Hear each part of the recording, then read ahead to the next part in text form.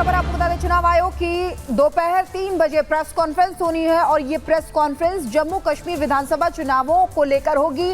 जम्मू कश्मीर विधानसभा चुनावों का ऐलान होगा, चुनाव की तारीखों का ऐलान करेगा चुनाव आयोग। ये बड़ी खबर आपको बता रहे हैं। देखिए, जम्मू कश्मीर में विधानसभा चुनाव होने हैं, ऐसे में आज प्रेस कॉन्फ्रेंस चुनाव आयोग की तरफ से की जाएगी। विधानसभा चुनावों का ऐलान होगा, तारीखों का ऐलान भी चुनाव आयोग की तरफ से किया जा सकता है। तो ये बड़ी खबर आपको बता रहे हैं। लगभग 3 बजे का वक्त होगा जब चुनाव आयोग की तरफ से प्रेस कॉन्फ्रेंस की जाएगी। तमाम जानकारी उसमें दी जाएगी कि किस तरीके से वहां पर तमाम जो व्यवस्थाएं हैं जम्मू कश्मीर में विधानसभा चुनावों के दौरान वो रहेंगी, क्या क्या चीजें रहेंगी, क्या क्या क्राइटेरिया रहेगा, और ऐसे में चुनावी तारीखों का ऐलान भी आज होगा।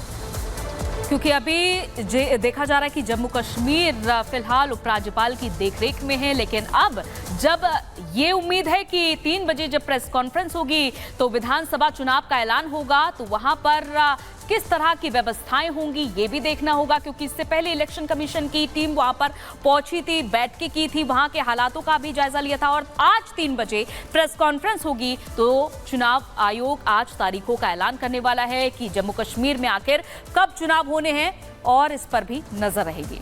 तो आपको बता दें, चुनाव आयोग ने 2 से 3 बार जम्मू कश्मीर का दौरा किया था, जिसके बाद तमाम चीजों का जायजा लिया वहां पर, क्योंकि जम्मू कश्मीर काफी संवेदनशील है और इसी को लेकर देखिए आज दोपहर 3 बजे प्रेस कॉन्फ्रेंस होनी है। और सीधे अखिलेश राय हमारे साथ फोन लाइन पर जुड़ गए हैं, उनसे बात करते हैं। अखिलेश, दोपहर 3 बजे का वक्त होगा जब ये प्रेस कॉन्फ्रेंस चुनाव आयोग की होने वाली है। बिल्कुल, और जम्मू कश्मीर को लेकर के चुनाव का ऐलान भी होगा, और ये देखना होगा कि कितने चरण में जम्मू कश्मीर में चुनाव होता है, ये देखने वाली बात होगी। लेकिन हम आपको बता दें कि जब जम्मू कश्मीर से धारा 370 हटाई गई थी और उसको सुप्रीम कोर्ट ने सही माना था, उसी समय अपने फैसले में सुप्रीम कोर्ट ने कहा था 30 सितंबर तक की डेडलाइन दी थी कि 30 सितंबर तक जम्मू कश्मीर में चुनाव करा लिए जाए। तो एक आदेश पहले से ही देश की सबसे बड़ी अदालत का पड़ा हुआ था। उसके बावजूद आपने देखा कि लोकसभा चुनाव के दौरान भी मुख्य चुनाव आयोग ने कई बार प्रेस कॉन्फ्रेंस में कहा कि हम चुनाव के लिए तैयार हैं, हमने प्रिपरेशन कर रखी है। और अभी पिछले हफ्ते वहां पे पूरा इलेक्शन कमीशन के जो भी इलेक्शन कमिश्नर थे वहां पे गए और जम्मू कश्मीर की सभी अधिकारियों से या फिर वहां की सरकार से, वहां के उपराज्यपाल से मिलकर बैठक की, और ये सारे प्रशासनिक स्तर पर जितने भी देखना था उनको भी तैयारियां हैं कि नहीं, उसका जायजा लिया। उसके बाद ही से ये अंदाजा लगाया जा रहा था कि अब जल्द से जल्द जम्मू कश्मीर में चुनाव की घोषणा और तारीखों की घोषणा हो जाएगी, और आज 3 बजे इसकी घोषणा होगी। देखना होगा कितने चरण में होता है, क्योंकि बार बार ये भी सवाल उठाया जा रहा था कि वहां इस बीच जो है आतंकवादी घटनाएं बढ़ी हैं। लेकिन जिस तरह से आपने देखा कि लोकसभा चुनाव के दौरान लोगों ने जम्मू कश्मीर में बाहर निकलकर और रिकॉर्ड मतदान किया, पिछले कई दशक से ज्यादा मतदान जम्मू कश्मीर में लोकसभा चुनाव के दौरान हुआ, शांतिपूर्ण मतदान हुआ, ये बड़ी बात थी लोकसभा चुनाव के दौरान। इसको देखते हुए जो भी सुरक्षा के मापदंड थे उसका जायजा इलेक्शन कमीशन ने ले लिया है, और सारी तैयारियां इलेक्शन कमीशन की पूरी हो गई हैं। आज औपचारिक तौर पर यह घोषणा हो जाएगी 3 बजे कि इस तारीख को इतने चरण में चुनाव होंगे, और विधानसभा चुनाव की तारीख आज घोषित कर दी जाएगी। और आज ही ये भी घोषित कर दिया जाएगा कि आज से वहां पे चुनाव आचार संहिता लग जाएगी।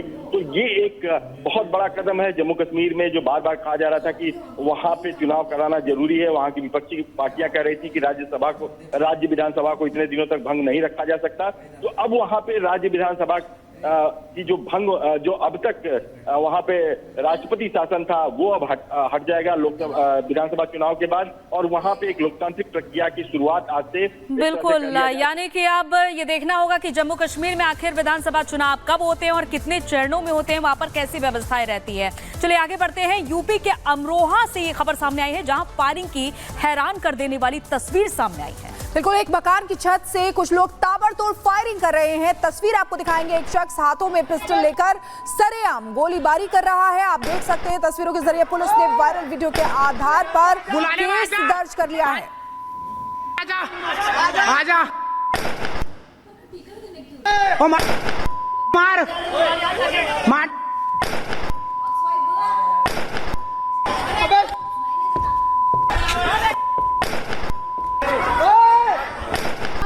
बुलाने में आजा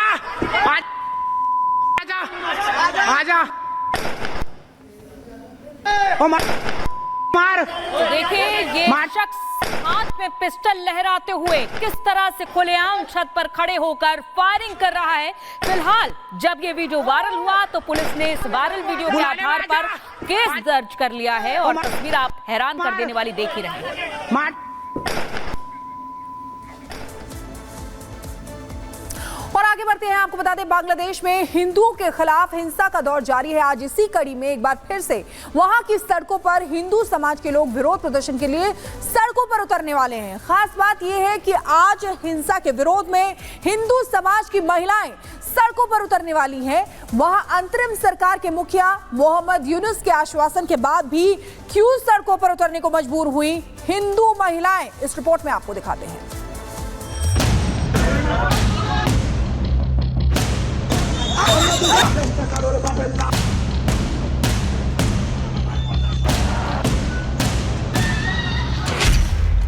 बांग्लादेश में जुलाई के बाद जिस तरह से राजनीतिक भूचाल आया उसका नतीजा पूरी दुनिया के सामने है।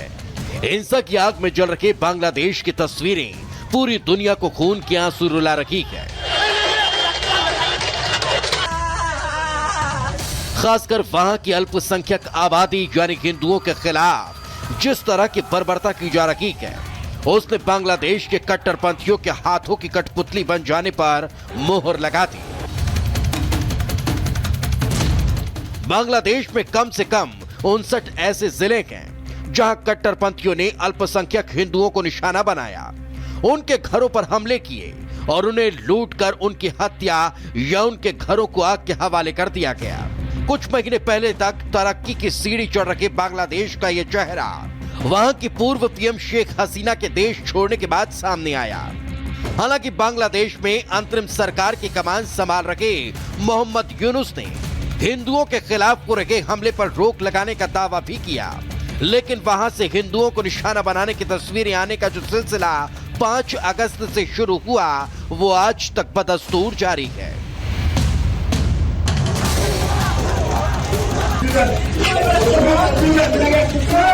पूरी दुनिया ने देखा कि कैसे एक मां और उससे लिपटा बेटा रोते रहे, चिल्लाते रहे, लेकिन कट्टरपंथियों ने नफरत की आग में मां बेटे के सामने उनका सब कुछ स्वाहा कर दिया।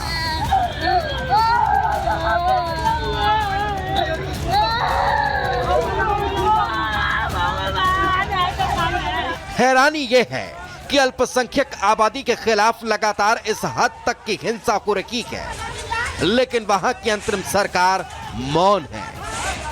वो अपने राजनीतिक विरोधियों के खिलाफ तो कार्रवाई कर रही है, लेकिन हिंदुओं के खिलाफ हो रही हिंसा पर चुप है। जी हाँ, बांग्लादेश की अंतरिम सरकार कैसे एक तय एजेंडे पर काम कर रही है इसका अंदाजा इसी से लगाया जा सकता है कि बांग्लादेश में पूर्व पीएम शेख हसीना और 9 अन्य के खिलाफ नरसंहार और मानवता के खिलाफ अपराध के आरोप में जांच शुरू करने का फैसला ले लिया, लेकिन हिंदुओं के खिलाफ हो रही हिंसा में कोई कार्रवाई नहीं की गई। जाहिर है अंतरिम सरकार के मुखिया यूनुस का पूरा फोकस बांग्लादेश की सत्ता पर पकड़ बनाने का है, हिंदुओं की रक्षा पर नहीं। मगर पड़ोसी देश में हिंदुओं पर ढाए जा रहे अत्याचार पर भारत गंभीरता से नजर बनाए हुए है। खुद प्रधानमंत्री नरेंद्र मोदी ने लाल किले की प्राचीर से बांग्लादेश की अंतरिम सरकार को आगाह कर दिया है। बांग्लादेश में जो कुछ भी हुआ है उसको लेकर पड़ोसी देश के नाते